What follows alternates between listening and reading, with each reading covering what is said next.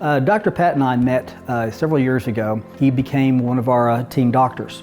And so I've been able to work with him closely at the professional level and at kind of a social level, beginning to know him as a person, as well as a doctor.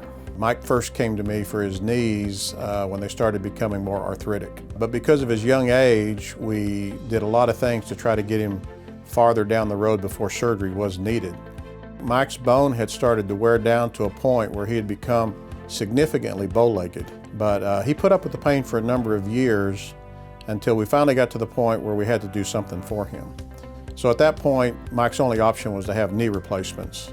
Before the surgery, limitations were things like being on my feet all day, especially as an athlete trainer. The knees would get pretty sore, sometimes pretty swollen. It was difficult to bike, even do the elliptical.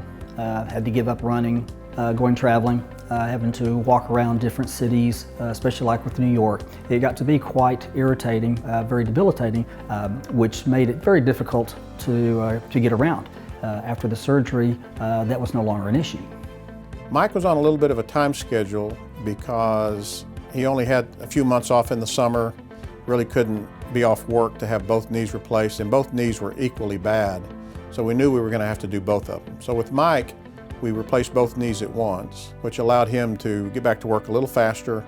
Life after the surgery has really been great. Getting back to work, having to just go through football 2-a-days 3 months later, back to doing things like riding my bike, and even now I'm probably averaging close to 80 miles a week. Mike was completely bow-legged when we did his surgery, and now his legs are straight as an arrow. He walks without a limp or a waddle. He's a lot more active. He can work a full day without being miserable, and he's returned to the job that he loves to do, and he's even returned to a lot of activities that he couldn't do real well before his surgeries. Dr. Pat Peters is very attentive. He's very caring. He is very compassionate. I would highly recommend anyone to be able to use him as a physician.